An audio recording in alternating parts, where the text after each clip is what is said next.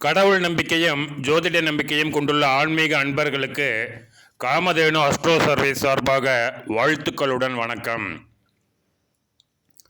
வாழ்க்கையில் நொந்து போய்விட்ட ஆயில்யம் நட்சத்திர அன்பர்களுக்கு இந்த வீடியோ நம்பிக்கை கொடுக்கும் விதமாக நிச்சயமாக அமையும்.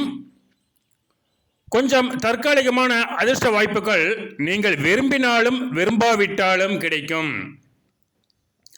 ஏன்னா மற்ற 8 கிரகங்களின் சக்தியை மிஞ்சி தசாபுக்திகளையும் தாண்டி அசாதாரணமான வசதி வாய்ப்புகளை கொடுக்கக்கூடிய ஒரே ஒரு கிரகம் யாருன்னு பார்த்தீங்கன்னா இந்த மாயாஜால மன்னன் ராகு மட்டும்தாங்க. 2025 பிப்ரவரி மாதம் முதல் 2025 அக்டோபர் மாதம் முடிய ஆயில்ய நட்சத்திரத்திற்கு வாழ்க்கையை பிரகாசப்படுத்தி காட்டிய ராகு 1/11/2025 பின் ஆயில்ய நட்சத்திரத்தினரை புதை குழியில் தள்ளிவிட்டார் என்றுதான் சொல்ல வேண்டும். சொல்றது கஷ்டமாக தாங்க இருக்கு. பட் ராகு அந்த வேலையை தான் பண்ணாருங்க. நாம் எல்லாருமே கடகராசி தானே. ஆனால் புனர்பூச நட்சத்திரக்காரங்க நல்லா இருக்காங்க, பூச நட்சத்திரக்காரங்க ஆகா ஓஹோன்னு அமர்க்களமாக ஒய்யாரமாக இருக்காங்க. நாம் மட்டும் நடுவீதியில் நிற்கதியாக நின்றுட்டுருக்கோமே அப்படின்னு ஆயில்ய நட்சத்திரத்தினர் ஆதங்கப்பட்டிருப்பீங்க. இது நானே சில பேரை பார்த்துருக்கேங்க. ஆனால் உங்களோட அவஸ்தைகளையும் ஆதங்கங்களையும் பிரச்சனைகளையும் சிக்கல்களையும் சிரமங்களையும் துரத்தி அடித்து உங்களை கோபுரத்தில் வைக்க முடிவு செய்துள்ளார் ராகு பகவான். இப்போ ஏன் ராகு பகவான் அப்படின்னு சொன்னேன்னா, உச்சமடைந்த குரு பகவானின் வீட்டில் அமர்ந்து உச்சமடைந்த குரு பகவானின் பார்வையும் பெற்றுக்கொள்ளும் சனீஸ்வர பகவான் மிகுந்த நன்மையை கொடுக்கக்கூடிய வகையில் சஞ்சரிக்கின்றாருங்க. அவர் இப்போ ஒரு புனிதர் மாதிரி காட்சியளிப்பார். சனீஸ்வர பகவான் ரொம்ப நல்லவராக காட்சியளிப்பார். அத்தகைய சனீஸ்வர பகவானின் கும்ப வீட்டில் 2026 நவம்பர் முடிய, அதற்கு பின் 2028 ஏப்ரல் முடிய, அப்போ இப்போ மகரத்தில் சஞ்சரித்தாலும் அதுவும் சனீஸ்வர பகவானோட வீடு தான். அப்போவும் சனீஸ்வர பகவான் மீனராசியில் தான் சஞ்சரிப்பார். அதனால் சனீஸ்வர பகவானின் வீடுகளில் சஞ்சரிக்கக்கூடிய ராகு பகவானாக மாறி சனீஸ்வர பகவான் செய்யக்கூடிய நல்ல பலன்களை பிடுங்கி செய்வார். அவ்வளோதான். அவர் ஒன்றும் பண்ண மாட்டார். நல்ல பலன் உச்சகுருவின் மூலமாக ஒரு நல்லவராகும் சனீஸ்வர பகவான் செய்ய வேண்டிய நன்மைகள் எல்லாம் ராகு கொண்டா நான் போய் கொடுத்துட்டு வந்துடுறேன் அவங்களுக்கு அப்படின்னு அவர் வாங்கிட்டு வந்து கொடுப்பார். அதுதான் ராகுவோட கேரக்டரே அதுதாங்க. கடந்த 7 மாதங்களாக பூசம் நட்சத்திரத்தினர் அடைந்த பலன்களைப் போல 2 பங்கு நன்மைகளை ஆயில்ய நட்சத்திரத்தினர் அடைவார்கள். முதல் காரணம், முக்கியமான காரணம், முதன்மையான காரணம், ஆயில்ய நட்சத்திரத்தின் அதிதேவதை நாகராஜா. நாகராஜாவை அதிதேவதையாக கொண்ட ஆயில்ய நட்சத்திரத்திற்கு அமிர்தம் குடித்த நாகமான ராகு நன்மைகளை செய்ய காத்து கொண்டே இருப்பார். அது ஏன் அமிர்தம் கொடுத்த நாகம்னா, அது இந்த ராகு கேதுவோட தோற்றம் எப்படின்னு உங்கள் எல்லாத்துக்குமே நல்லா தெரியுங்க. அப்போ அந்த கொஞ்சோண்டு அந்த அமிர்த கலசத்தில் இருந்த அமிர்தத்தை குடித்தார் இல்லையா, அந்த ஸ்வர்பானுங்கிற அரக்கன், அந்த தலை தான் ராகு. அந்த உடல் பகுதி கேதுங்க. அதனால தான் அந்த அமிர்தம் ராகுவுடைய தலைப்பகுதியிலே தங்கிவிட்டது. அதனால தான் அவர் பண்ணுற நன்மைகளை சில சமயம் அளவு கடந்து இருக்குங்க. எதிர்பார்க்காத நன்மைகளாக இருக்கும். கனவிலும் நினைக்கக்கூடிய, கற்பனையும் செய்ய முடியாத அளவு அபாரமான நன்மைகளாக இருக்கும். சரி, இப்போ 11/7/2027 மேலே அந்த சந்தர்ப்பம் ஆயில்ய நட்சத்திரத்திற்கு அமைகின்றது. அஷ்டம ராகுவாச்சே எப்படி நன்மை செய்வார் அப்படின்னு ஜோதிடத்தின் அடிப்படை விதிகளை நினைச்சு குழப்பிக்காதீங்க. அவமானம், அசிங்கம், கேவலம், தண்டனை, வழக்குகள், ஏமாற்றம் போன்றவை மட்டுமே 8ஆம் இடத்தின், அதாவது அஷ்டமஸ்தானத்தின் ஆதிபத்தியங்கள் அல்ல. எதிர்பாராத அதிர்ஷ்டம், புதையல், லாட்டரி போன்ற தற்காலிகமான நன்மைகளும் 8ஆம் இடத்தின் ஆதிபத்தியங்கள் தான். அதாவது பார்த்தீங்கன்னா இந்த 11ஆம் இட லாபஸ்தானத்தில் இப்போ ராகுவோ சனியோ கேதுவோ இருந்தால் ரொம்ப நல்லதுன்னு சொல்லுவாங்க. ஏன்னா அது உங்களுக்கு லாபம் அதிகமாக கிடைக்கும். நீங்கள் ஒரு 10 ரூபாய்க்கு வாங்கி 1000 ரூபாய்க்கு மாதிரி விற்கலான்னு வைங்களேன். பட் இந்த 8ஆம் இடத்துல வந்து சில அந்த ஒரு ராஜயோகம் கொடுக்கக்கூடிய வகையில் இந்த ராகு மாதிரி ஒரு மாயாஜால மன்னன் அமர்ந்திருக்கும் போது நீங்கள் எங்கேயாச்சும் ஒரு 10 லட்ச ரூபாய் யாருக்கிட்டேயாச்சும் கடன் வாங்கியிருப்பீங்க. அவர் மரணம் அடைந்து விடுவார், இல்லைன்னா அவர் ஏதாச்சும் வந்து இப்போ வெளிநாட்டுக்கு போயிடுவார், இல்லைன்னா ஜெயிலுக்கு போயிடுவார். நீங்கள் அதை திருப்பி கொடுக்க வேண்டிய அவசியம் இல்லைங்க. அதே மாதிரி உங்கள் மேலே யாராச்சும் வந்து கேஸ் போட்டிருந்தாங்கன்னா அவர் வந்து இன்னொரு கேஸில் அவர் குற்றவாளி ஆகிடுவார், இல்லைன்னா மரணம் அடைந்து விடுவார். அந்த மாதிரி நீங்கள் எதிர்பார்க்காத நன்மைகளை கொடுக்கக்கூடியவர் தான் ராகு. அது வந்து 8ஆம் இடத்துலையும் 6ஆம் இடத்துலையும் இருந்தார்னா எதிரிகள் மூலமாக நன்மைகளை கொடுப்பார். எதிரிகளை வெல்லலாம், எதிரிகள் கரைந்து காணாமல் போவார்கள். அந்த மாதிரிலாம் பார்த்தீங்கன்னா உங்களுக்கு ராகு கொடுக்கக்கூடிய நன்மைகள் எல்லாமே இந்த மாதிரி தான். பட் அது நிரந்தரமானது அல்ல. அது கிடைக்கும் போது நீங்கள் வந்து கொஞ்சம் சேவ் பண்ணி வச்சுக்கணும் அதை. அதனால் இந்த சமயத்தில் குரு பகவானின் பார்வை கிடைத்தாலும் கிடைக்காவிட்டாலும் ராகு நன்மைகளை செய்வார். ஏன்னா அவர் வந்து இப்போ சனீஸ்வர பகவானை வீட்டில் இருக்கார். அதனால் வந்து அவர் சனீஸ்வர பகவான் குரு பகவானின் மீனராசியில் அமர்ந்துள்ளார். அவருக்கு உச்ச குருவின் பார்வையும் கிடைக்கின்றது. இதோ இந்த வீடியோவில் ஒரு 4-5 தடவை சொல்லிட்டேங்க. பட் வந்து இது ஒரு ரொம்ப முக்கியமான விஷயம். இது அல்ஜிப்ரா மாதிரி அங்கேருந்து குரு பகவான்கிட்ட சனீஸ்வர பகவானுக்கிட்ட வந்து சனீஸ்வர பகவானுக்கிட்ட இருந்து ராகுவுக்கு டிரான்ஸ்ஃபர் ஆகுது.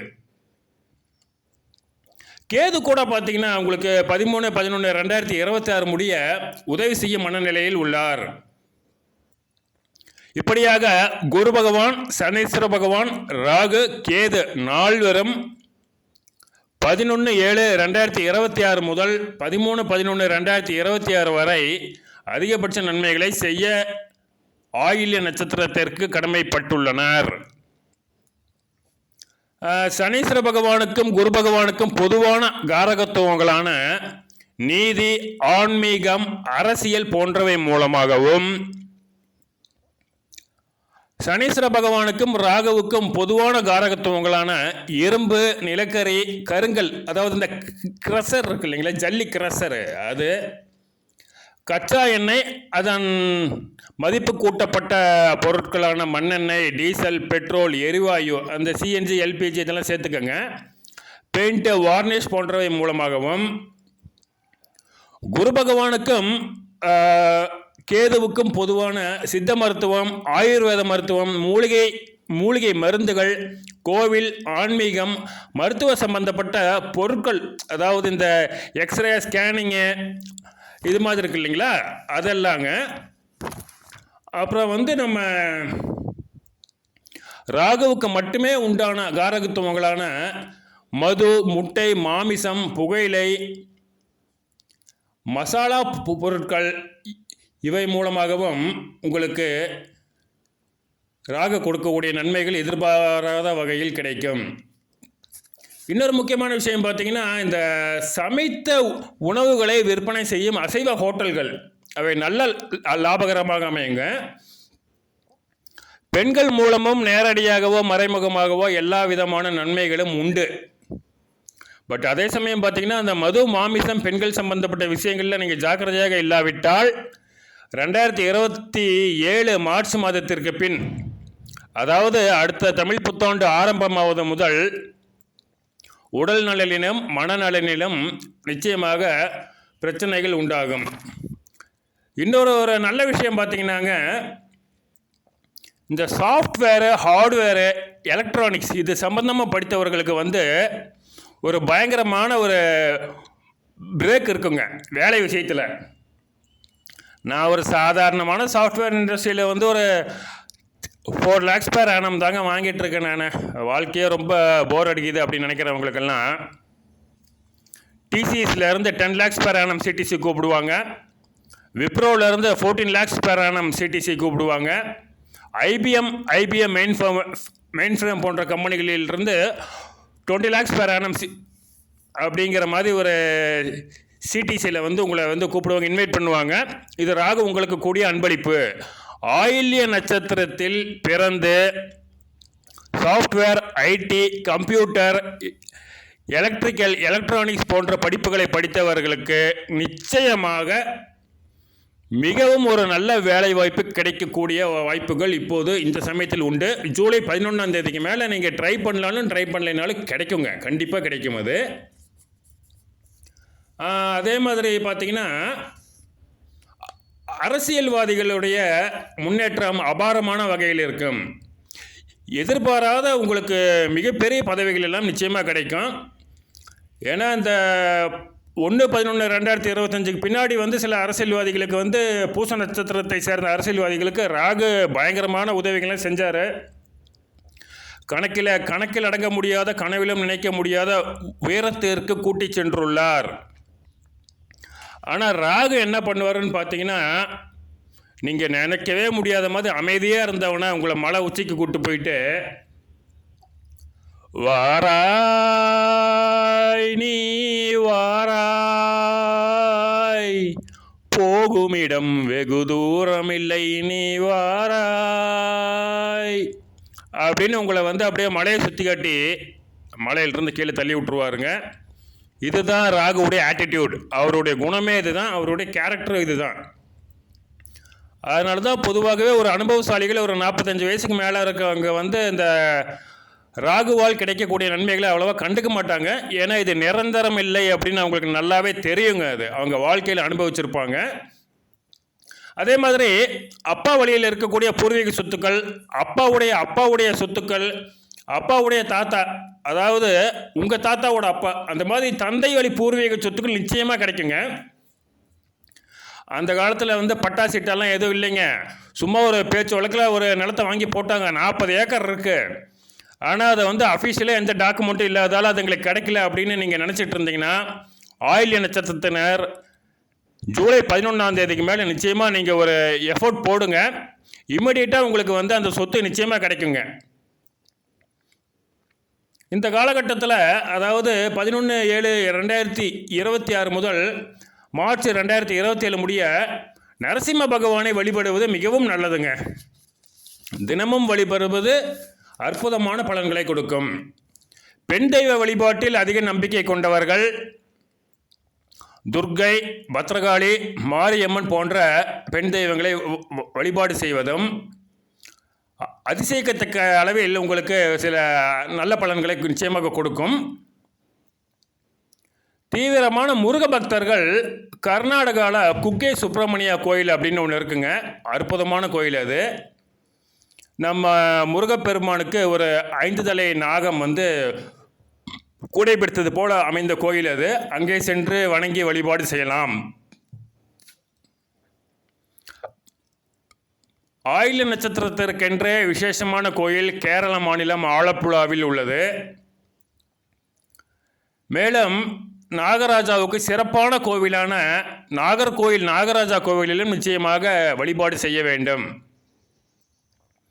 கல்யாணம் இது மாதிரி ஒரு நல்ல விஷயம் நடக்கணும் அப்படின்னு நினைக்கிறவங்க ஆயில்ய நட்சத்திரத்தினர், முக்கியமாக பெண்கள், ஸ்ரீரங்கநாதரையும் ஸ்ரீரங்க நாயகியையும் காளகஸ்தியில் உள்ள காளகஸ்தீஸ்வரையும் தாயாரையும் கண்டிப்பாக சென்று வணங்கியே ஆக வேண்டும். இது ராகுவும் கேதுவும் உங்களுக்கு கொடுக்கக்கூடிய நன்மைகளை கொஞ்சம் ஒரு அளவுக்கு அதிகமாகவே கொடுக்கும். மற்றும் நம்ம ஸ்வர்ணாகர்ஷண பைரவரை வணங்குவது உங்களுடைய வசதி வாய்ப்புகளை மின்னல் வேகத்தில் அதிகரிக்க செய்யும்.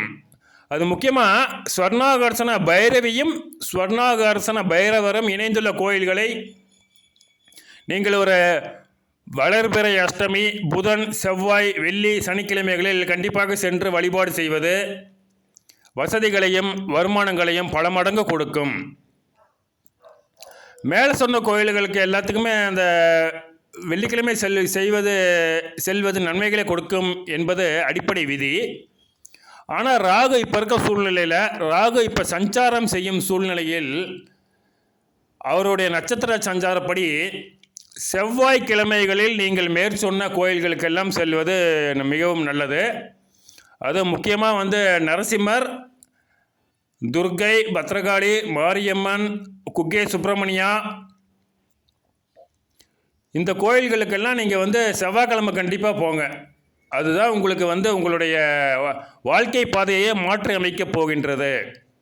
ஆயில்ய நட்சத்திரத்தினருடைய வாழ்க்கை பாதை கல்லும் முள்ளுமாக காணப்பட்ட வாழ்க்கை பாதை இனி மலர்பாதையாக மாறப்போகின்றது. உபயம் ராகு பகவான்.